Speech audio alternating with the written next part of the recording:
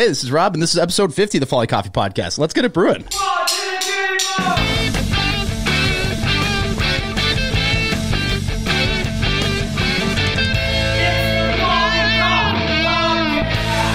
that's the other benefit of this little studio is I now have button features. we have an audience with us today, and we have a full band. Exactly. Well, that's the great thing is no one watches the video, so they might actually think we have an audience here. Absolutely. Give us a round of applause again, please. Yeah, there we go. And then, that'll come in handy today with something we're talking about. Oh, yeah. I am here with Niles Deneen of Deneen Pottery. I am a huge fan of, this is the weird part where I'm kind of talking third person, but you're right in front of me. I am a huge fan of brands where I don't know how I know them.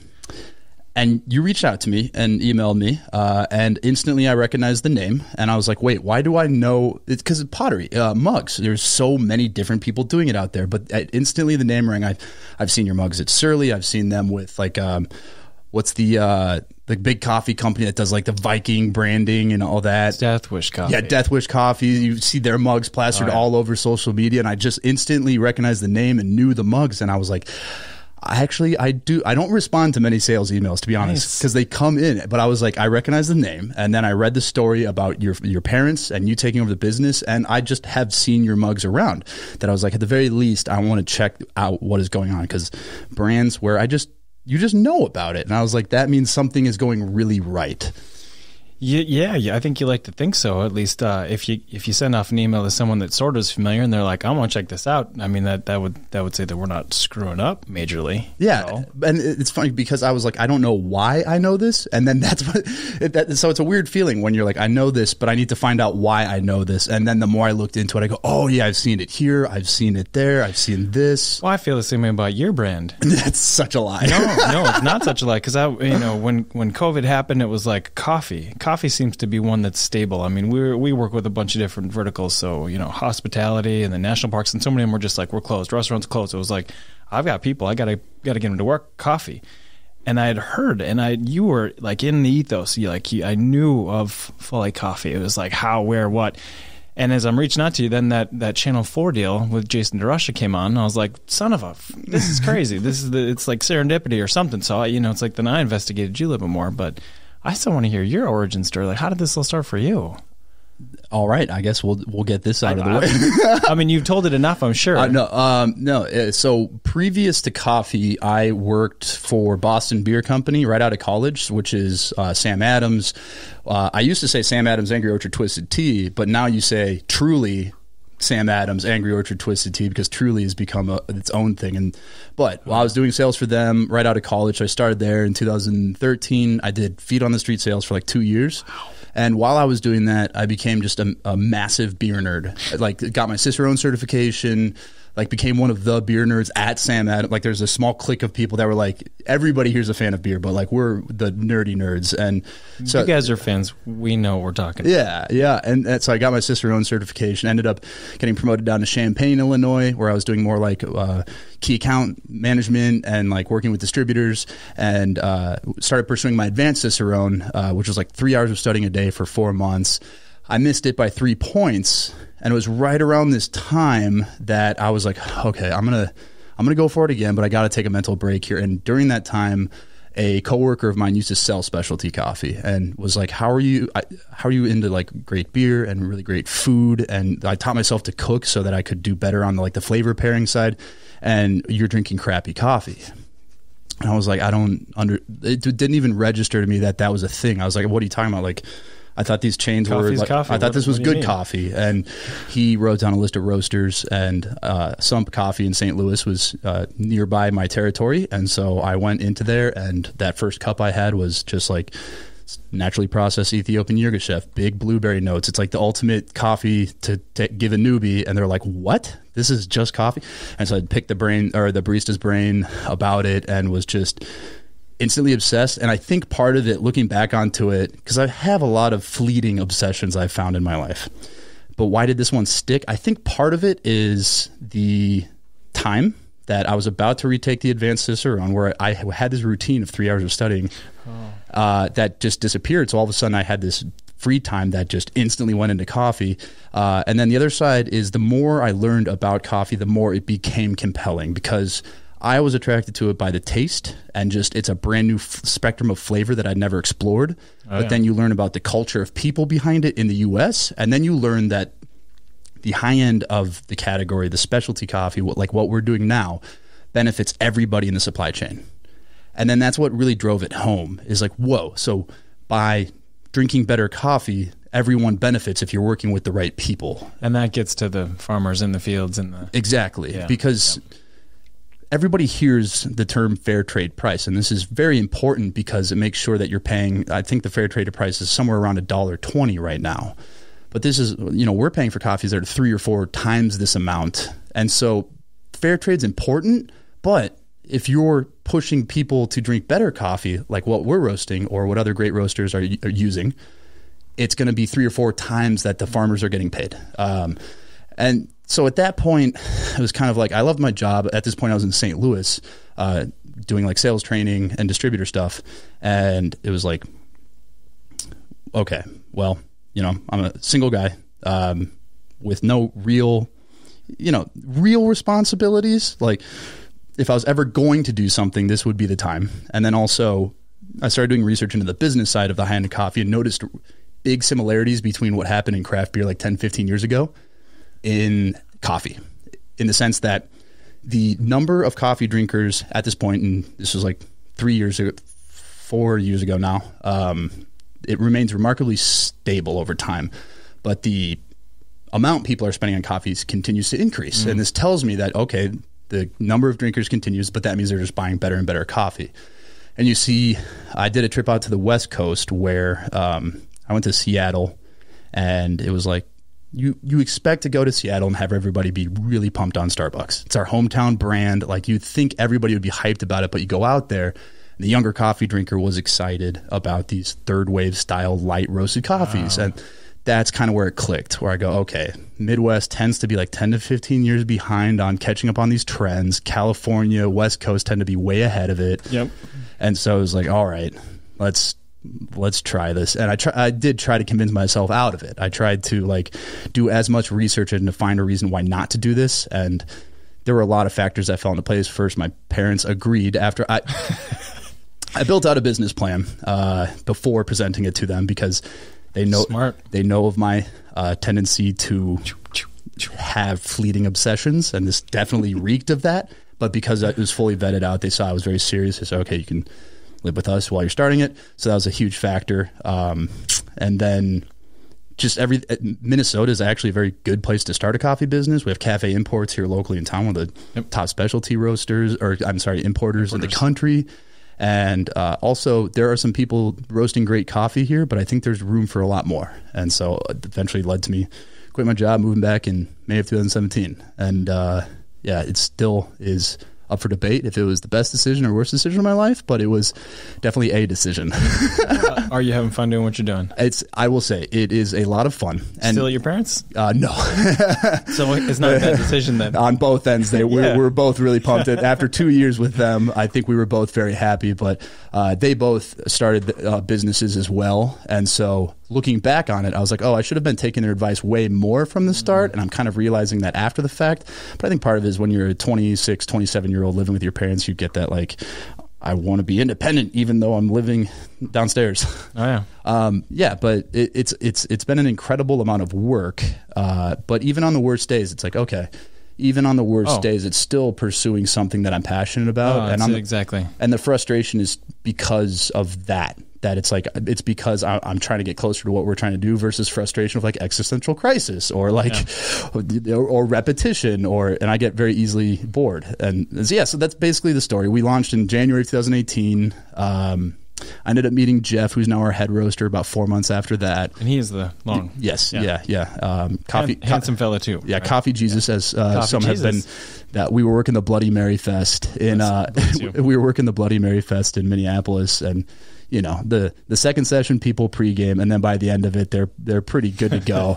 And some guy just walks by, looks at Jeff, sees the coffees on, and goes, "Coffee Jesus," and I was like, sorry, Jeff, that's sticking forever. You got it. But yeah, So it's been kind of this year's been a struggle, but it's been a struggle for everybody. And we're fortunate with coffee, like you said, that you kind of have to just find the customers. And things have obviously rapidly changed this year, but that's kind of how we've been approaching it, is people are still drinking coffee. Yeah. People still want really good coffee. So how do we find them?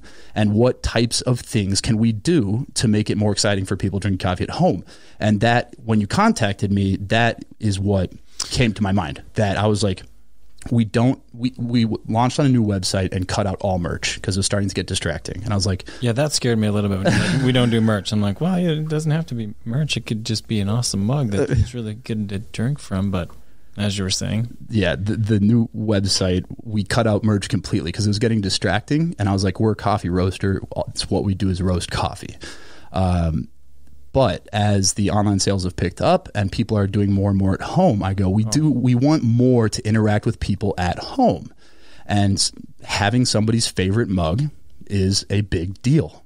I have like 30 mugs and I drink from maybe 3 of them consistently. And one of them And here's the funny thing to tie back to Sam Adams. And then I want to get to your story because that's why I have you here. But this mug we designed with you reminds me a bit of the Sam Adams glass, because Jim Cook spent like $1 million developing the Sam Adams glass. And the features I really liked about it is the top, it's very easy to drink from, which ironically, like a normal coffee mug is not. It's like shaped weird and a little harder to drink from. The wider base, this stays hotter longer. And then just the thickness of this, the Stoneware, it stays hot really long. And so when you sent me that sample, I was just like, this is a good mug. And it works really well for pour over. I absolutely love using it.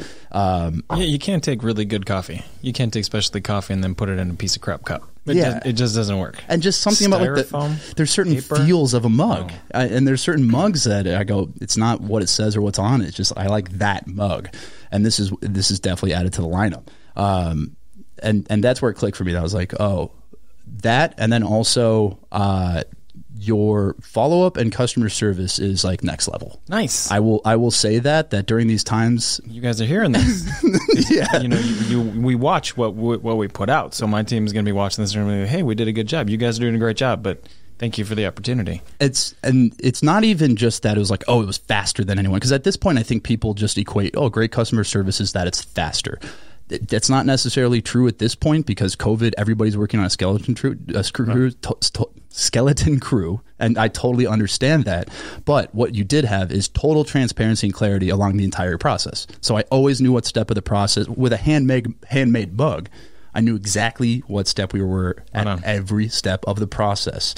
I mean, you're literally sending me texts of like, check this out. Here's the... Well, that was, I mean, there wasn't a lot happening. So, I mean, if anyone else gets, it's like, why isn't Niles sending me a text on where my order is? Be like, well, Niles can't send text to everybody. I mean, I think his plan has limits. Yeah. He'd probably have an unlimited plan, but even just being able to check in an email and get quick, concise responses about here's where you're at, it's becoming more and more rare. And it's especially, we have pre-printed bags, we have pre-printed boxes, we have all these things that's really important when we receive them.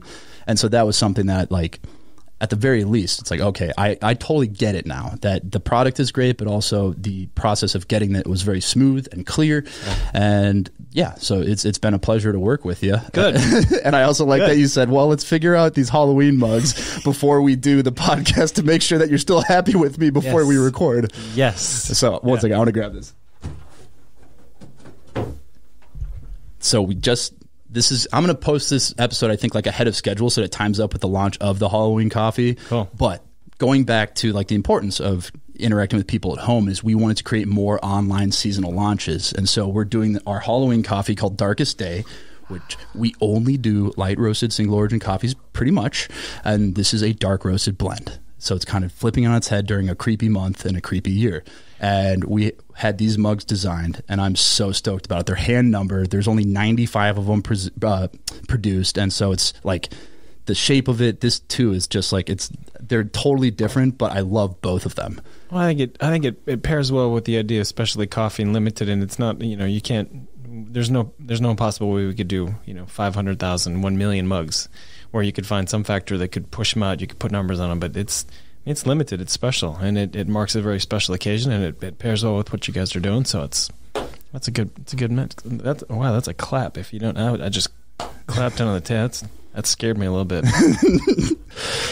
So going back to your story now that anyone listening who listens regularly is like, we know. Yeah, we know. Okay. I'll put the time marker, 15 minutes that, hey, if you want to skip the Folly Coffee story, you can skip to 15, which I think actually I will mark because I know people do appreciate when I do that.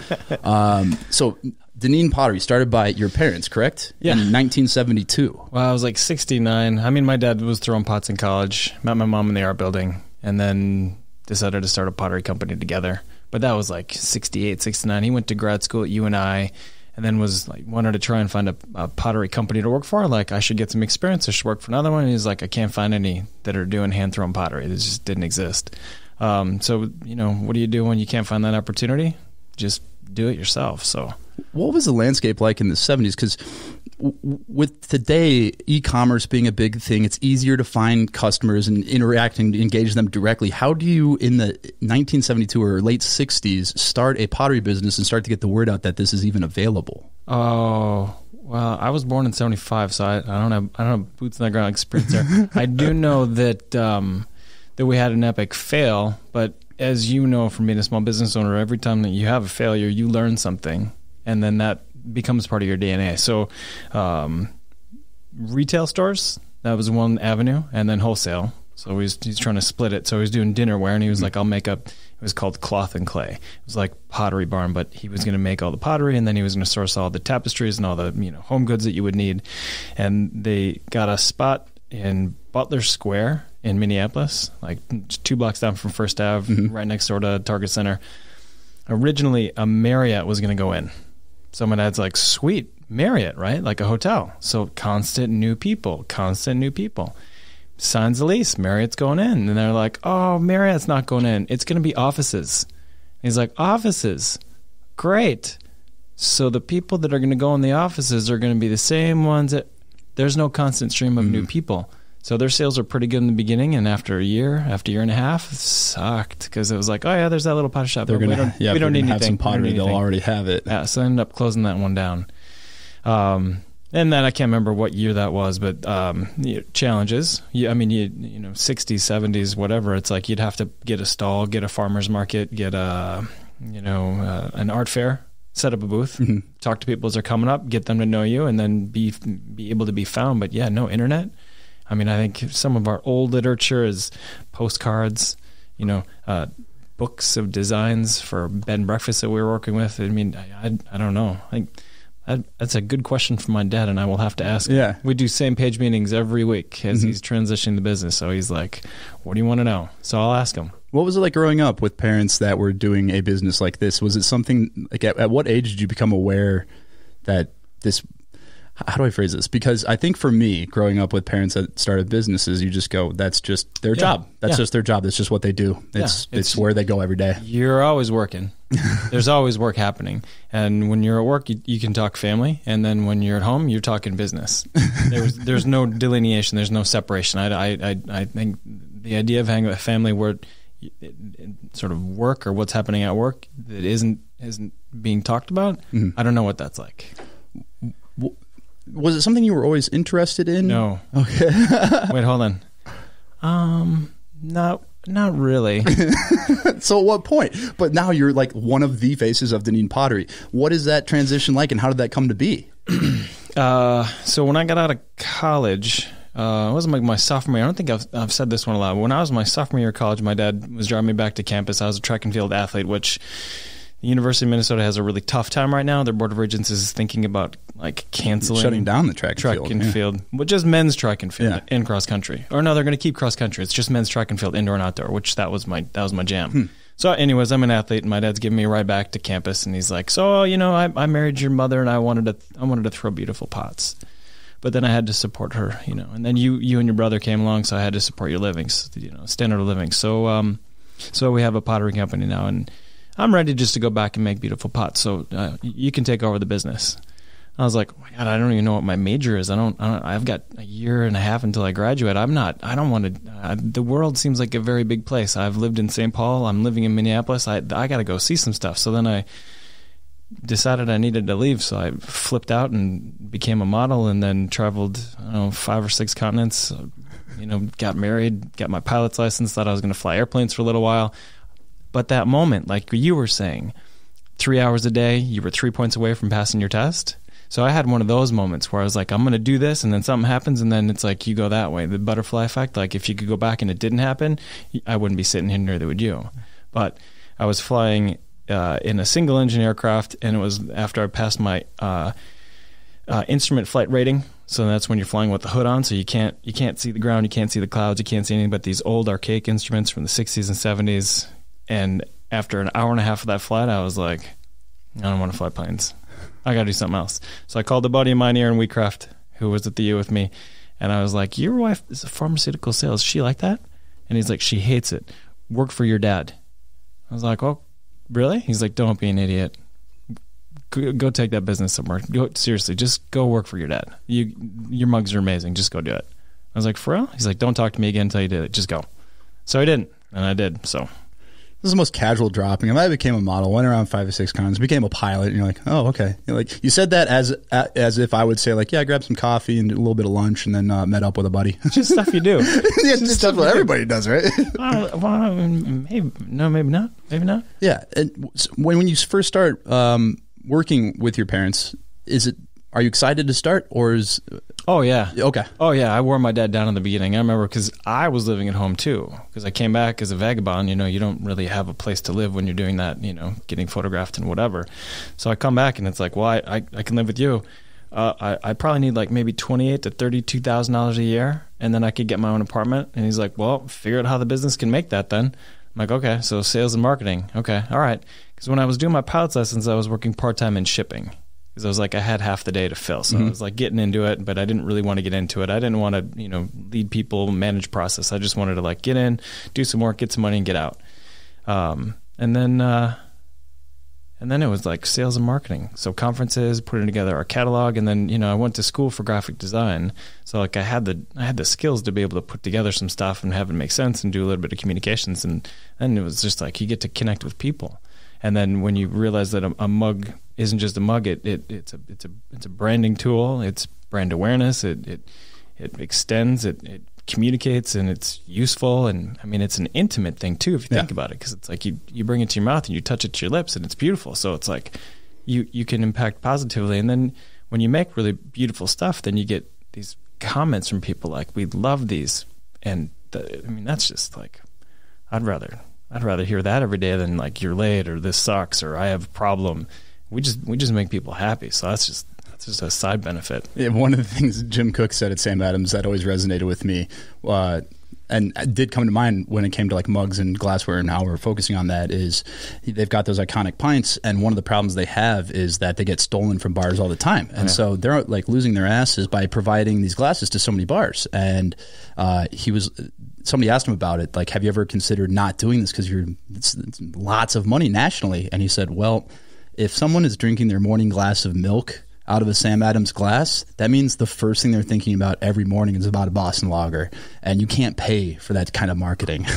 God, he is good. He is good. He's like he is in the commercials. I will say that he's not a character. That's who he is. I love that. No, and that really stuck with me because for all the ways that you can spend money on marketing, becoming a part of somebody's routine or just becoming someone's favorite mug is important. Yeah. And so I mean, my dad's been saying that to me for years, but I've never heard it like that about someone that has that level of,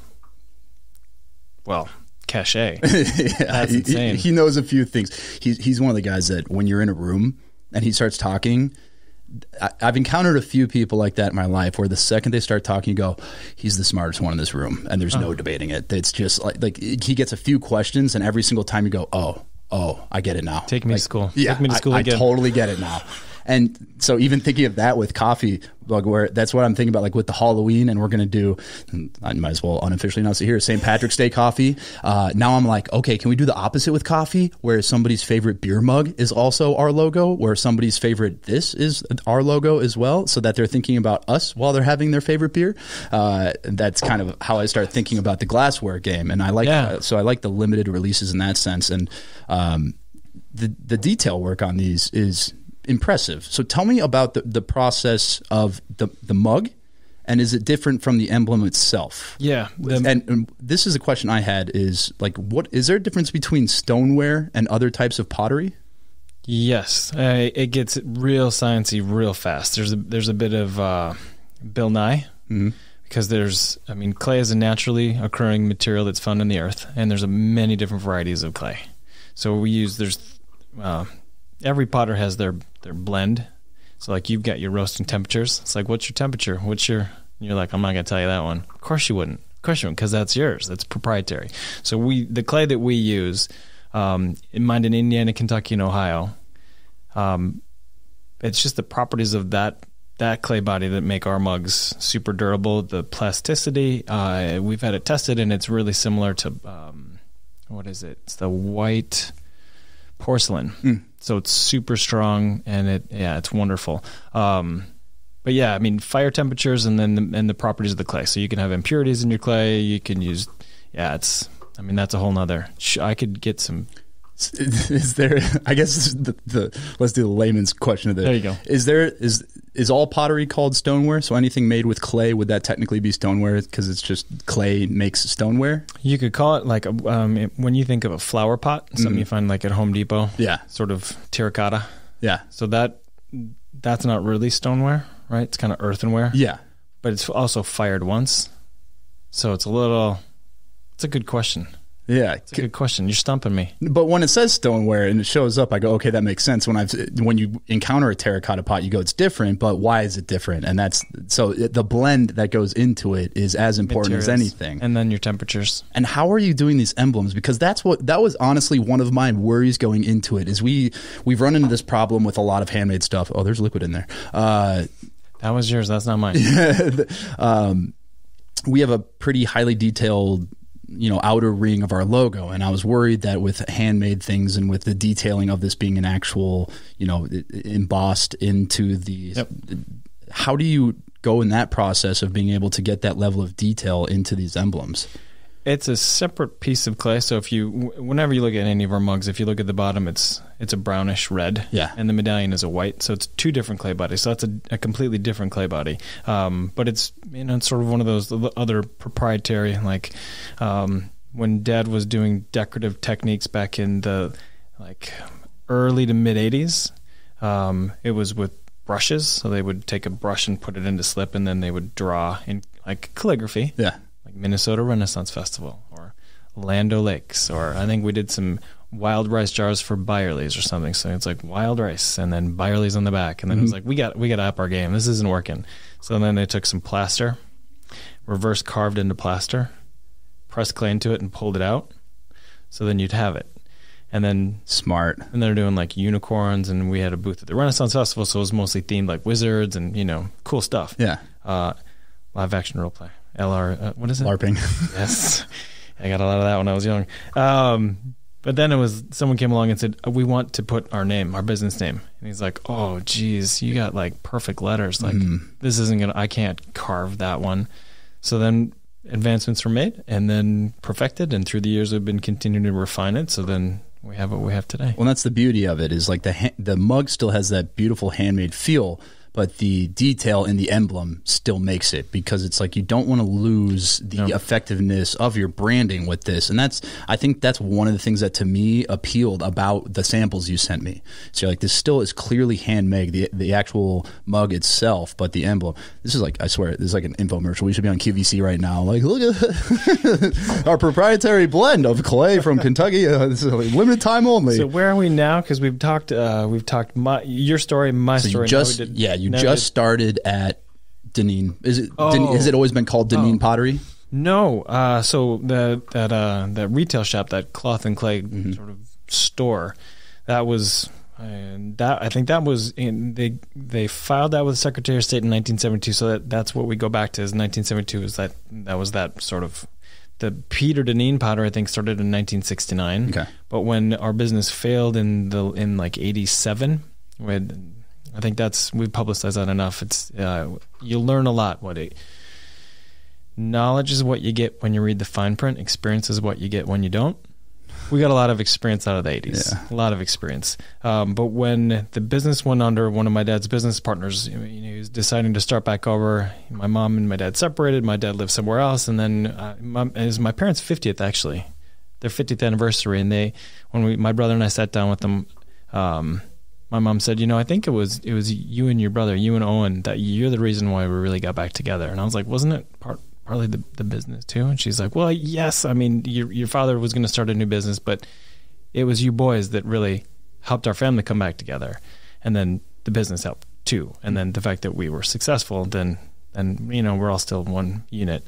But when he was starting back over, he was trying to figure out how to get a name or to, he didn't have any money. And his old business partner said, well, I still have the books for Cloth and Clay. You just dust it off. You just haven't filed any returns for a number of years. So you just have it. So I think he was 50-50 partners at that time. So then he was just like, I'll just sign it over to you. So he just signed, here, you can have ownership of Cloth and Clay. It's just yours. And then he started back.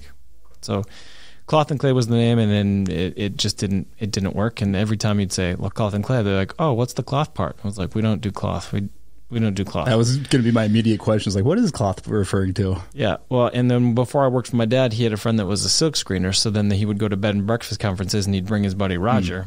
And then they'd have T-shirts and aprons, whatever it is that you'd have that you'd be able to put your brand on.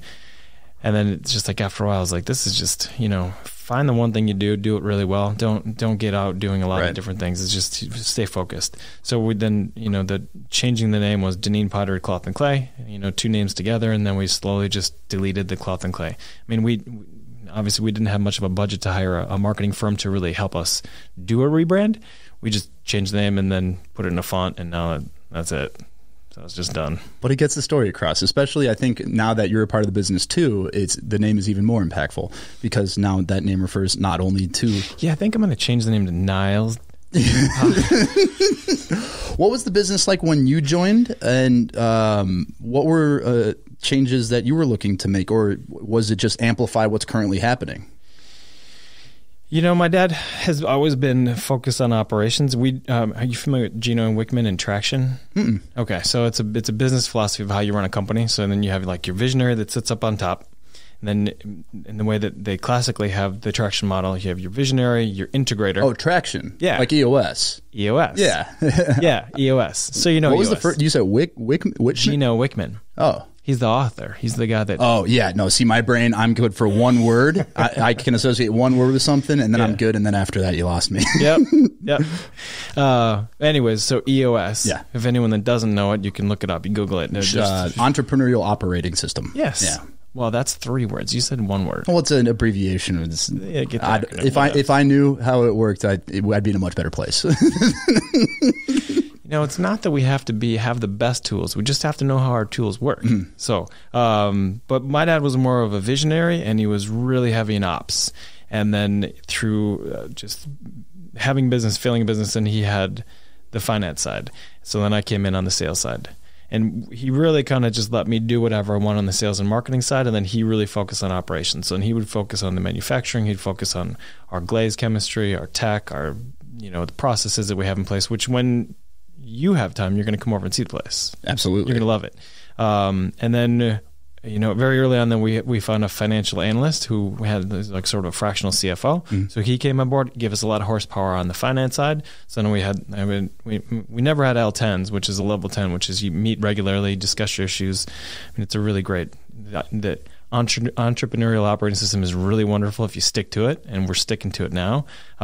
Jeff and I are off and on for the past 2 years. It's hard. We used to drive out to Silver Lake where we originally started, and we would do them on the 1 hour drive, and it was perfect. And then when we moved over here, we kind of did it for a couple weeks, and then it quickly went away. But it's tough to keep up. But when you're doing it, the meetings to kind of my takeaway of it is I hate meetings because it's a lot of people that want to do show and tell to show what I'm important, what I'm doing is important.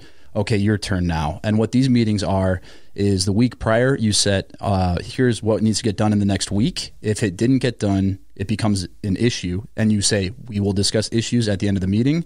And then you identify that issue. Did it happen because of do we have something within our system that's wrong? Did I do something wrong? Did you do something wrong? Basically, where's the accountability with the goal of fixing that issue permanently versus like stuff just keeps happening over and over. And when you do it weekly, stuff Jeff put it best. He goes, when we were doing it, he's like, I'm never stressed because I know exactly what's expected of you and what's expected of me for the next week. And that's all we do in that week. Yeah. To-dos, getting to-dos articulated, documented, and then you follow up on them. You're held accountable to what you say you're going to get done. And so I big time interrupted you there, but I wanted to insert that in there because anyone listening that's like, and that doesn't matter.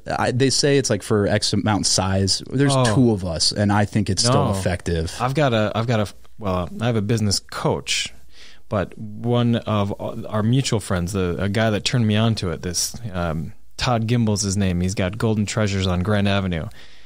He is the sole proprietor of a jewelry shop. He has, 3 or 4 employees, I think. He does EOS with his jewelry shop. Yeah. He does sales and marketing. He has a level 10 sales and marketing meeting with himself that he holds himself accountable to the stuff he has to get done. It's like, so the system can work for one person and it can work for a company with like 5 or 5,000. Well, it's incredible for accountability because even if he just hosts it for himself, he can then show that. Because I think one of the big frustration, and this is true for me, this is true for anybody that's ever worked for anybody, I think, is you look at your boss and you go, what the heck are they doing with their time? And then this happened at Sam Adams. I was like, what the heck is my boss doing with their time? Then I got in that position and I was like, oh, wow. Okay, this is why I wasn't okay. And then you're like, but what is my boss doing now? And then you get in that position. You're like, oh, okay. Now I'm starting to get it. Yeah. Well, and there's line work, there's busy work. And then there's, blue sky is a term that I'm starting to realize now. Just to be able to allocate time for yourself during the week where you don't have anything planned. Catch up on stuff, or you just get to dream. You just get to put your brain in a place where you're like, all right, what should we be thinking about next? Where's the trend? Where's the pattern? What are we not thinking about? How do we think about that one? And then, sometimes there's a lot of post holes to dig, and you just got to dig a lot of post holes. The soup's back there on the truck. What is he doing? Okay, maybe that guy was just, drinking a beer and smoking a cigarette for 4 hours where you put in 40 posts. But he could have been doing something else when he could have been thinking about where the next deal was going to be, or being ready for the landowner that was going to come over. Sorry, that was a tangent. I don't know where that came from. No, my buddy Johan, who's one of the owners over at Wesley Andrews, put it in an interesting way. And it sounds like this is kind of the setup at Deneen too, is that it's the entrepreneur's job to basically tell the story of the maker. And I thought that was a really interesting way to put it because I roasted coffee for fun, and I quickly realized when I started roasting that I was like, oh, I can't be the one that's the head roaster though, because it would take me years to be proficient enough. And what I want to do is find somebody that can create the quality of coffee that excites me, and then go tell that story. And that, because I always had this imposter syndrome where it's like, but I'm not the one actually doing it, but I'm insanely passionate about it. And then that clicked for me that I go, oh, that role is equally important in a business. Yep. And so it's going in and being able to take that specialization of roles was that something your dad willingly put on your plate, or was that something that you had to convince him to do? Well, there was a real symbiotic way that we just started to, synergy, symbiotic. It just, he's like, you got this, I got this. And then very little communication was needed. Everything just kind of, that's the best. Just kind of worked. The things you're doing, I don't want to do. And the things that I'm doing, I know you don't want to do. I've stressed that several times. You don't like doing that? I would love to do that. Oh, you have it. Sweet. Talk to people. Coffee Jesus doesn't like to talk to you. He wouldn't want to do a podcast. It's questionable. He is extremely, extremely thoughtful, and I bounce all my ideas off of him. But in terms of like wanting to actively go out and do it, I think it's probably that would be my lane. Yeah, like introvert, extrovert. Where your specialties. I don't know how to define them sometimes, and I've told him all these things, so I'm not worried about saying them. That it's like, because he presents like that, very introverted, quiet, but he's like an insanely driven hard worker, and we just present very differently. So I was like, we're more alike than we are different, apart from a few things. But going to what you had with your dad, is that the things he wants to do in the business are not what I am even able to do. And then the things that I do, he has no interest in doing. And so it's very easy to kind of establish that. And then we don't step on each other's toes. Yep. Yeah. And my dad and I are in a unique situation now as he's sort of transitioning. He signaled that he's, he's 72 and he's like, okay, I mean, you gotta take it. You gotta run with it. He's talked about a November date of like, let's sign some things and you do it now. Mm-hmm. I don't know what it's like to transition. I know that it, change is hard, and when being ready for it is something that, either you are or you aren't, but when you are, you certainly are. So it's, we're working through some stuff, but we've, regular meetings, dedicated time, just like you do with an L10. It's just like we meet every Tuesday from 1 until 2. He brings his to-dos that he's gotten done or not, and I bring mine, and we hash some stuff out. There's a little bit of family stuff in there, but usually it's focused real on business, and I think he's been a little frustrated lately because it's like an hour is not enough time to talk about business. Mm-hmm. But to go back to your point about why you would hate meetings and why meetings suck if you don't really have an agenda, you don't start on time, you don't end on time, and you don't have accountability, meetings can just go. And it's like, wow, I'm late from this meeting and then that meeting, and it's cascading and it's crappy. It's like, well, if you start on time and you end on time, you're good. Then you just have to learn how to talk about it, drop it down. Like, hey, I want to tell you about this thing. It's like, no, let's drop that down. We can rank all of our issues, of all of our opportunities, but we only have so much time. So let's talk about the ones that are most important. So save the story. It's a nice story, but I don't have time for the story. I want to get to these 3 issues that are really hot, that are really important. And it's hard to say without coming across as like, I don't care, because you can be like, I don't care. I do care, but not in this context. Yep. What was your first win when you come into the business and you're like, I'm sales and marketing now? Is there a memorable first moment where you're like, oh, okay, now we're rocking? Yeah. Every day you get to go in and things are going right. I mean, that's a win. To really count one that's like big. We grew up in hospitality. We grew up with bed and breakfasts. But it's like every industry that we work with, they're all super special. Every one of them's got wonderful characters and personalities, and there's, high volume customers, and then there's like, sort of lower volume customers. And I'm attracted by the people. So there's people in different countries and different companies that I've worked with that are just awesome. But I'd have to say, I always thought our mugs would be a really big hit in national parks. Never knew how to get there. And then we got a call from a company in Arizona called Western National Parks Association. And I was like, oh, they have 68 parks out on the West, and there's 4 national parks within those ones. And it kind of got a little bumpy. And then they opened a position for a guy that was in charge of product development and overseeing all of their purchasing. And for some reason, he and I just hit it off like hand in glove. So, I mean, getting to know that guy, which I won't name because he would not like it. I mean, if you saw him at a show or something and you were to go give him a hug, he'd be like, don't touch me. So I won't mention his name. But that was a win. And just to see how that relationship has grown, and then how other national parks have come on to us. And now we have a national park guide, and we're, through COVID, one of the things we're trying to do to help those parks that are closed, these conservancies, these nonprofits, and even the for-profit institutions that exist to benefit the parks, to raise revenue, to take care of these national treasures for us. We started to sell some of their mugs on our website for $24.95, and then 10% of the net profits go right back to those any of them. So that was just like, I mean, that's a win that started many years ago, and it's still unfolding before us, and I'm just really passionate about it. So yeah, I'd say that's a win. Because if you've ever heard of the theory that like once somebody plants something in your head, you just start seeing it everywhere, the exact thing happened. Right after you emailed me, I went to a hike in a park, and I was like, what the hell? I was like, they have Deneen mugs here? I was like, they're everywhere. It's insane. But that's because they're each so unique. I think it didn't scare me off, because usually when I see things everywhere, I go, I don't want to do that because everybody does that. Yeah. But and so because I was looking just through your catalog and some of the names on these mugs. You're oh man, you're working with some big players. Yeah. Was that like the Death Wish coffee? Yeah. Bones coffee, and now we got Folly Coffee. I mean, those are three different. Trust me, the first two are probably selling a few more mugs than I am. I mean, we treasure every relationship, and we treat every customer with confidentiality and respect. So it's like, everything that we're doing the best that we can for everybody just to do it right. But yeah, I think that they're all unique. I mean, I bring mugs home every day, and anytime Domino's pizza guy comes up, I give him it's paperless now, so we don't have to sign anything. But I'm like, thank you for the pizza. Here's the mug. And they're like, oh, cool. You gave one to me these last time. I'm like, is it the same one? He's like, no, this one's different. I'm like, do you like it? He's like, I love it. Off he goes. I mean, Johnny Appleseed is the sort of the sales philosophy that I've always had. Just give it away. Give it away. I did the same thing. I go, you're a coffee drinker? Here, try this. Tell me what you think. If you hate it, tell me why, so we can maybe get it better, or maybe we just don't like our coffee, but like, taste it. And then at the very least, they've tasted it. So if someone goes, have you heard of it? Or what do you think? They have an opinion.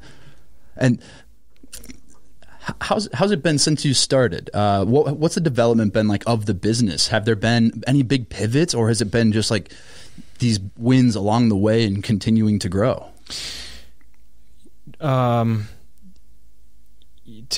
To have grown up in a family business where we faced bankruptcy and we faced having like no revenue, no money. I like to just, what can we afford? Mm-hmm. What do we have for cash? Okay, then we can do these little steps. My dad's the opposite way. So he's just like, oh, you know what? Our kiln holds 600 mugs. We need another kiln because we're doing like, 700 in orders per day. So we can keep up because we can fire on Saturday, but we need another kiln. It's like, okay, get another one that holds 600. He's like, no, we're going to get one that holds 1,200. You're like, that's too big. How much is it? And he's like, oh, it's a big number, but we're going to need it. And you're like, I don't know if we're going to need it. We haven't seen like, huge sales increases, but he's like, we're going to get it. Our staff, the three of us at the time, were like, no, I'm not three. We had like, probably 25, 27, 30 people. It was like, well, this is going to delay some of our orders because we're not going to be able to fire it every day, because if we're doing 700 a day and it holds 12, then it's like 3 or 4 months later, it was firing every day. So now we have that 1,200, we have another 1,200, and we have a 600. So our capacity is like 3,000 pieces per day. And then when we're taping off the floor and we put the one, Dad's like, no, we got to put that one a little closer to the wall. I'm like, why? He's like, because the number 3 big one's going to go right here. And I'm like, I don't think the building's big enough for that. He's like, trust me.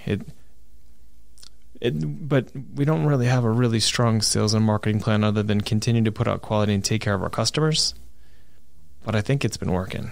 And that in itself is a fantastic plan. And I think that gets overstated sometimes. I think people want to hear your 5-year plan. And I'm like, well, first of all, before this year, I didn't have one. And after this year, I go, anyone who's trying to make one, good luck. And how many people are you seeing doing, and this is more just like a personal kind of what we're doing versus what the norm is. How many people do you see that they just have, this is our signature mug, we sell this every day, and it's kind of repeat orders on the same mugs versus people doing more rotating stuff? Has there been any trends within that? Yeah. I mean, when we, with the core customer group that we had, again, at Innkeepers, continue to do follow-up calls with like, an inn in Vermont or something, and it's like, nope, we get the round belly, we get it in navy blue. We'd like another 100. I'm like, okay, this is the 3rd time I've talked to you in 4 years. Can we just try another color? No, that's our signature color. It works real well. We like it. We're good. Mm-hmm. And now today we've got customers that are like, how many can we get? What did we do last time? I want to get something different. So, I mean, I don't have metrics on it, but I mean, there are still some people that like, they find that one style, they find that one color, good to go. Like, we don't need to change this up. I mean, it's very much Henry Ford. And if it works, it can work. But then, changing styles and colors is just, it's another reason to get another mug. I mean, it's just, variety is the spice of life. What's the weirdest, most unexpected customer you've worked with in terms of like industry?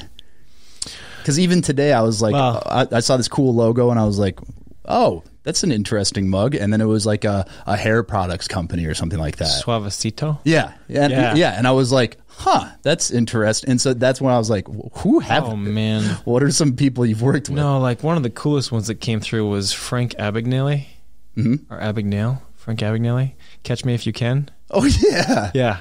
He got an order of mugs. Really? Yeah. The team, the couple of people that I had working on that one with him, like, wait, you're that guy? And he's like, yeah, I'm that guy. So he sent over some nice little thank yous, and it was like, that's that guy. Yeah.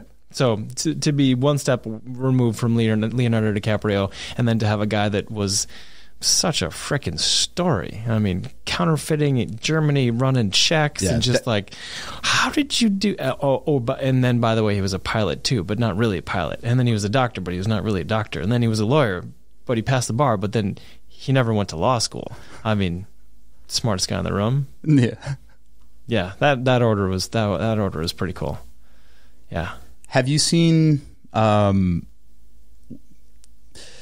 What's the competition like with more and more people sourcing things from overseas? Because there are mugs that you can get for next to nothing. Oh, yeah. And when we're talking about the prices of Deneen, I mean, you can be talking 5 times as much as you could go get a cheaply produced mug. Oh, I get hit up by some of those suppliers. Yeah, there's one in China that keeps sending me, like, do you have any needs for ceramics? We work with many of the brands, Nike, Chanel, Gucci, Prada, Nestle, and like, did you look at our website? Yeah. We make mugs. Maybe they think that we could buy those and then resell them somehow. I don't know. I mean, no, it's I think it's a blanket search, and they send it to everybody. We get ones every day for coffee shop. Do you want this or that? I was like, we don't have a coffee shop. Like, I don't know if you've looked at it. But you have the tasting room. We do have the tasting room. So now it could be like, maybe that's what they're talking about. But this has been going for 2 years, and we just launched last weekend. So I want to hear more about the tasting. You can. This is a recurring theme of pretty much everything I think about in the beverage industry because of how it compares so much to craft beer. But brewery tours, I think, are one of the ways that craft breweries got everybody so excited because it's really actually amazing when you think of somebody turning 21 today. They just start drinking craft beer. It's not a long process. It's not, I drink Miller and then someone got me this, and by the time I'm 30, I'm drinking a craft beer like it used to be. Now it's like it's just what you drink. And like I said earlier, I think great brands are ones where you go, no, it's just what you do. It's like, and I was brainstorming ways. You go, well, how'd they do that? One, they marketed the entire industry.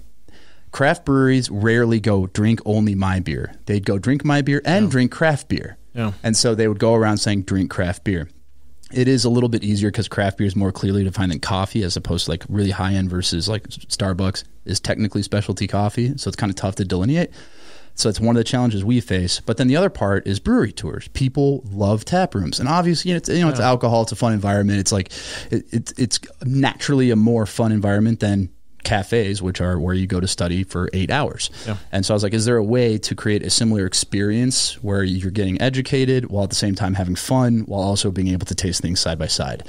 And so we roast in St. Louis Park, and it's a roasting facility that has a lot of different brands. Our distributor partner, Barry, is one of the owners of the building. And so we were able to work out an awesome deal that we can use it on the weekends. And so I've got like music pumping and like high energy tour, and then they get to taste cold brew, batch brew, and espresso all at the same time.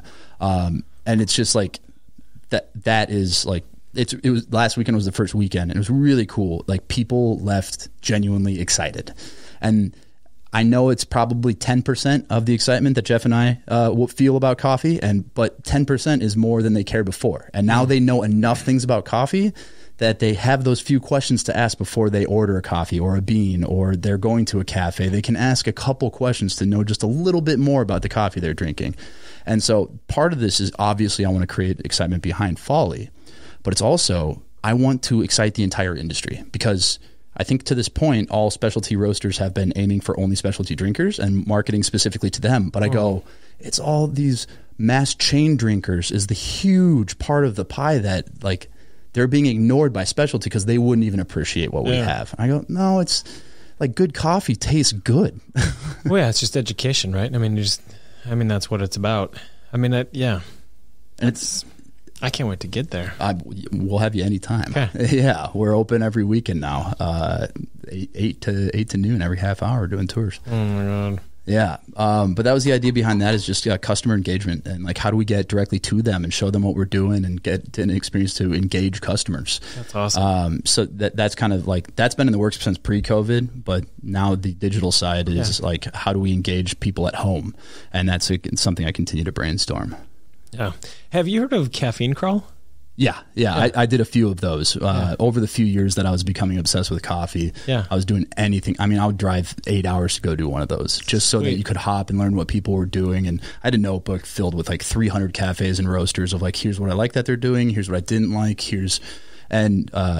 like, I make fun of myself that like, I understand I look and act like a bro a lot of the time. Like, and so when I go into a specialty shop, I think a lot of times people assume that I probably am not a huge coffee nerd, and the experience I have a lot of the time can be, a little bit patronizing, and a little bit like, if I go, oh, what do you have for coffee today? They'll answer with like, do you want a latte? And I'm asking like, well, oh, what do you have for, which processes are you serving, which origins, like which brewing methods do you recommend? And you have to ask a few questions like that before they go, okay. You're smart. And you know what you're talking about. Or just like, this guy is a huge coffee nerd. And then it opens up. Yeah. And so I wanted to create something that you don't have to ask those few questions. You just get it right away. And then when you taste the coffee, it's either good or it's not. And yeah, no, I mean, I'd love a refresher course.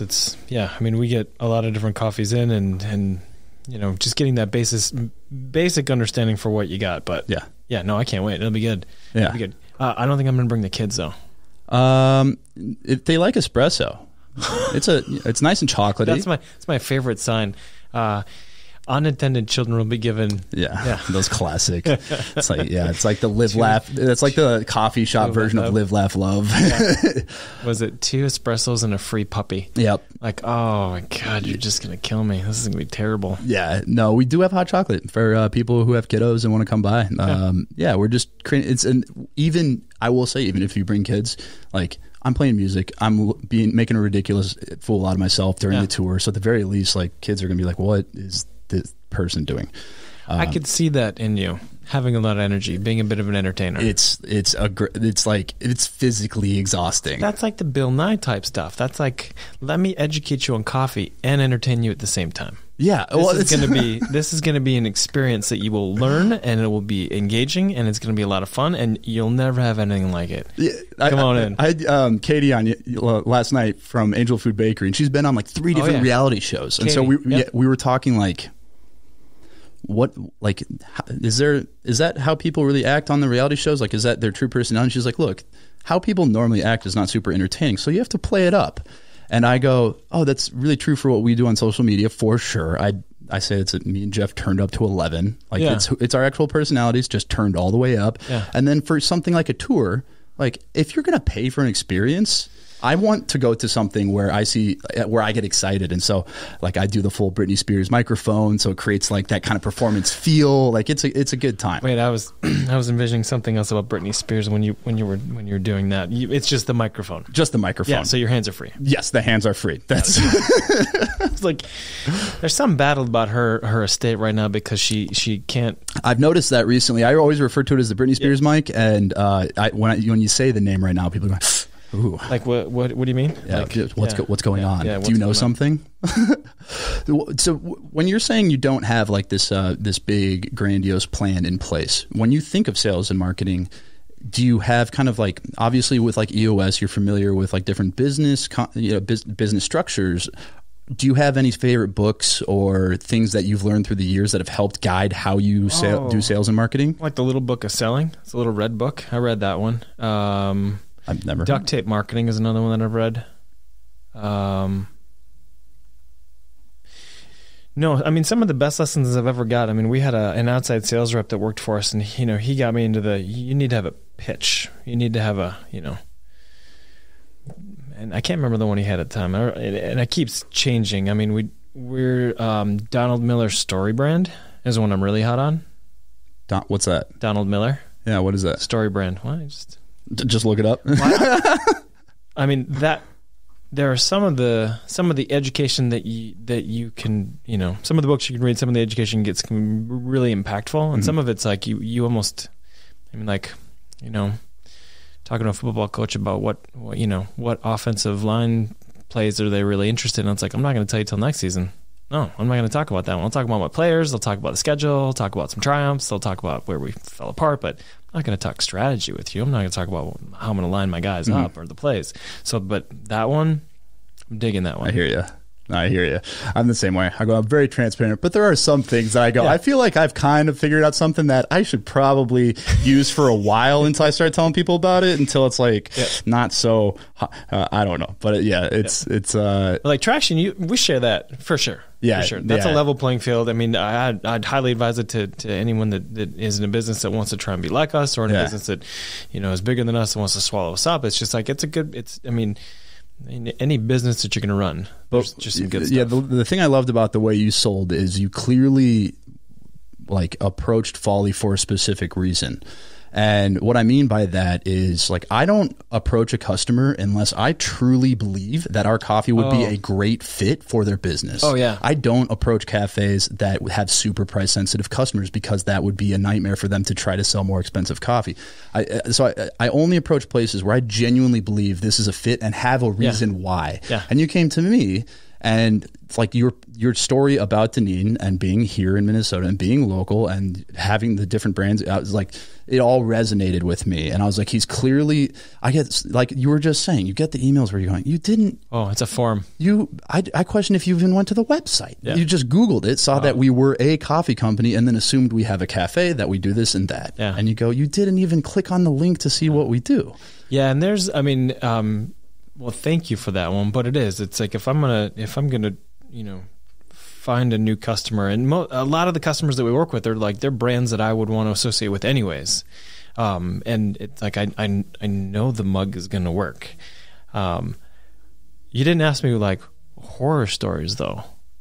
Let's end on that. I want to hear a horror story. I never do this, but we're doing this shoot right after. I want to make sure that she's not sitting outside trying to get in. I wouldn't say it's a horror story, but sometimes you find a customer that you want to work with. Yeah. And I've learned from the good friend of mine, Aaron Wheatcraft, who has a company called Archon Solutions. So if you're looking for anything that a business would need in any capacity, he's a guy that could help you. It's a shameless plug. But he's like, I don't go after every customer. I go after the customers that are going to help my business grow. So he's really savvy and business minded in that way. It's like if I've got like 200 or 300 employees, that's a good customer that I would go chase. And I'm like, oh my God, that's too big. If I know that the mug is going to look good, I'm on it. Mm-hmm.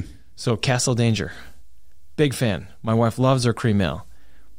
Aaron and I stopped up there, met them, met the taproom manager, said, I have something that would really work. Can I talk to you about it later? Sure. Got an email, got their art, made a mug, sent them the mugs. And they're like, yeah, these are great, but we're not doing merch. I'm like, what? You're not? Why would you not do merch? It's Minnesota. Like, what? How do you? I did some other things that maybe I shouldn't have. Sent it to their like the head brewer, their owner, and he's like, yeah, they're great. They look great in my cabin. I'm like, there's a lot of other people that would believe that too, and if we can make them for you, so we're good. Yeah.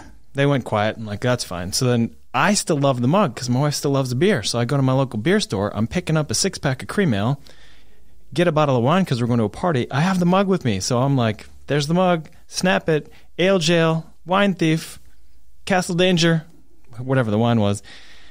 Driving home, half an hour later, I get like an email. You need to take that picture down. I'm like, well, why?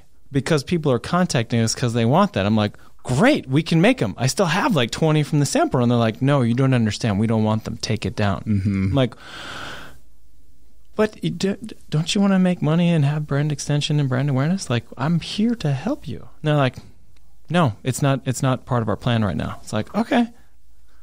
God, I feel like a jerk. And I want to support you. And I love your brand. And we got these mugs. And now it's like, I can't buy Castle Danger beer because you can't buy mugs. And my wife is like, if I want a 6-pack of Castle Danger, you're going to buy me a 6-pack of Castle Danger. So occasionally I have to buy a pack of 6.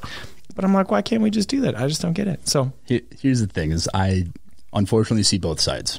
I bet. Because I have things that people go, why don't you do this? You're stupid. And I go, it's just like. Never say that. I'm not saying you've said that, but I've been told that. It's like, you should be doing that. Why don't you do that? Even just like in the tasting room, the only merch we have is beans, a single mug, which I'm sorry is not your mug. It had to be tacky for, again, This is something where you go, why are you doing that? That's stupid. Why do you have a different mug on your website than what you're selling at the tasting room? I've got my whole list of reasons in my head why. And so there's certain things with like brand, as a business owner, when you're thinking about your brand and focus, taking even just a slight sidestep and start focusing on something else. When you're selling coffee or your Castle Danger selling beer, and all of a sudden now you're selling mug, you only have so much attention of your customer that you can capture in a week. So as I'm marketing our beans and our roasting process, now I've opened the tasting room. So I'm starting to get anxious that now I have to promote that too much. And how much of time is that going to take up and affect the focus on the fact that we do wholesale beans and sell beans online? And then all of a sudden we add a mug, and now that's another email blast. That's another post. And so you start to look at your limited marketing resources as a small business, and every new thing you add takes up another unit. Let's say you have 10 units of marketing power per, let's say 7, right? So let's say you have one main focus every day of the week that you're focusing on in marketing. It sounds ridiculous to someone like yourself.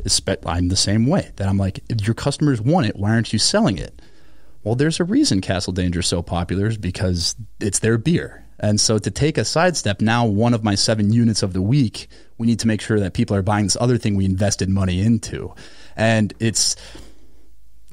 but on the flip side, you go, that mug could be something they have at home. It's a marketing tool. That's another way to increase your overall units. So I'm saying there are strong arguments for both sides. And that's where I go, oh, I'm frustrated, because like both of us are right. And that's the thing, is both sides are going, I'm right. And you're like, but I am too. And then there's this disconnect of like, well, both people can be right in a thing that doesn't come together. And that's something weird that I've realized. Oh, well, that's one of those, like the idea of finding a true partnership where it's like, what you're doing, we get the value, we love it, partnership is good, and it's like, it's just not a good fit. So it's just not a good fit. Yeah. Just what it is. And that's been kind of even just adding these mugs was like, all right. I sat and just looked at our store, and I go, if I had never seen our store before, where would my eye be drawn? What would I be looking at first? Where would this fall in the priority of what we're selling? Whereas something like the Halloween mug, I'm going to be promoting the heck out of this, because it's going to be a bundle deal with the coffee. This inherently is a limited release. It increases a sense of urgency to buy this limited coffee we're going to buy. And so when you see this, you're going to link it to that.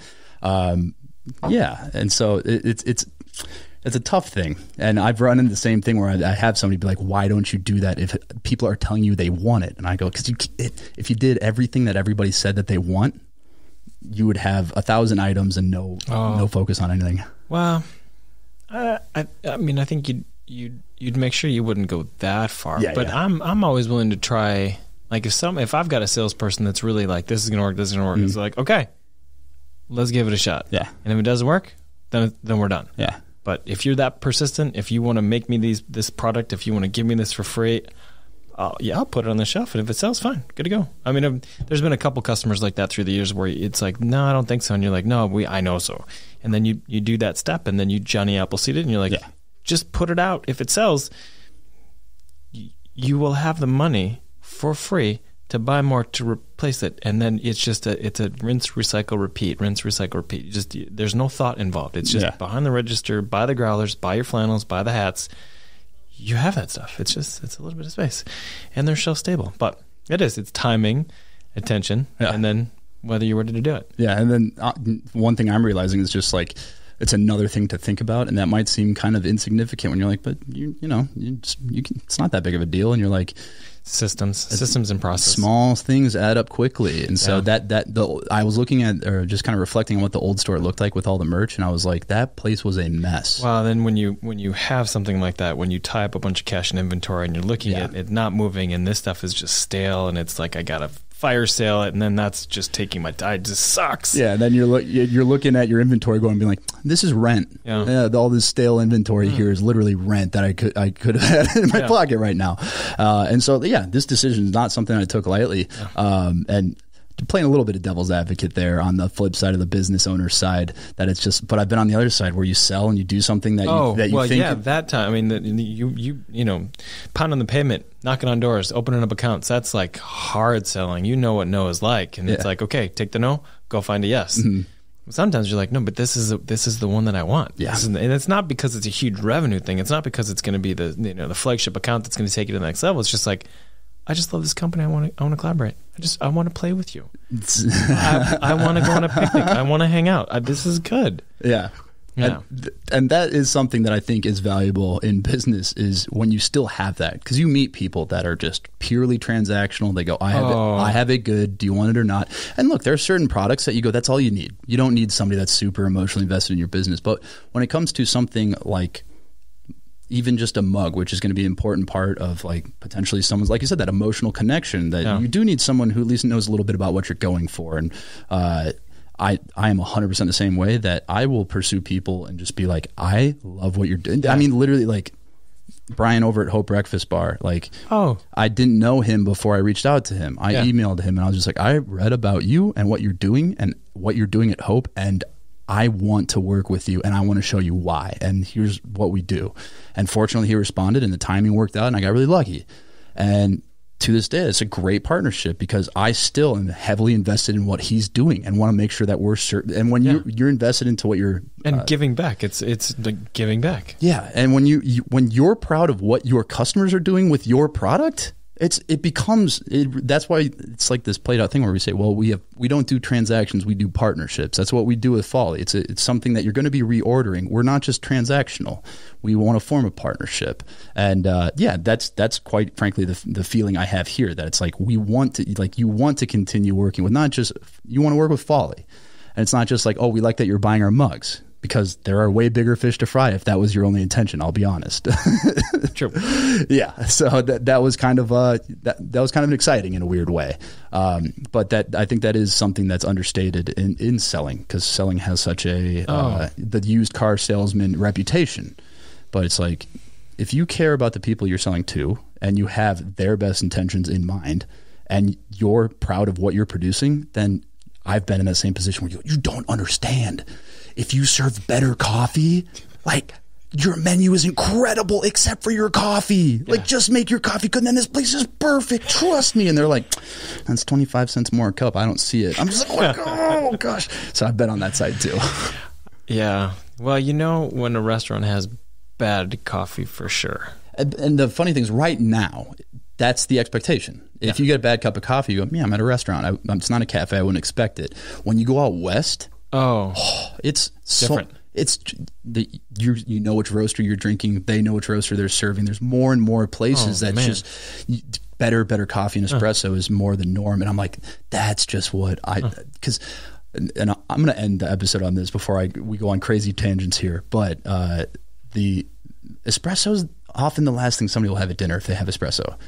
So what if you had an amazing dining experience and then the last thing you taste is bitter, burnt, cheap espresso? Oh. Your last thing on your palate on an amazing meal is burnt espresso. That'd be terrible. So that's where I'm like, come on, do we not? But yeah. So no bad taste in your mouth. Have a good taste in your mouth. Pony up. I think that should be a good part of a restaurant philosophy.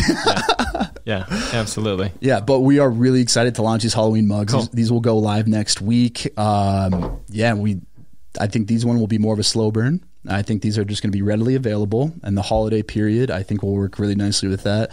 But no, I think you guys have this unique blend in between like consistency and clearly quality, because so many times you either have to choose machine manufactured to make sure it comes through clean and well done versus like handmade, and some of them come out and things are wonky or different or too different, and it's kind of a fine line that I think you guys have the perfect balance between. Well, thank you. And it's awesome to come on here and meet you for the first time and sit down and share a little bit of our bantering about business and philosophy and start and origin stories. But this has been really fun. Thank you. Absolutely. Thanks for coming in. And I will end it and say have a nice day.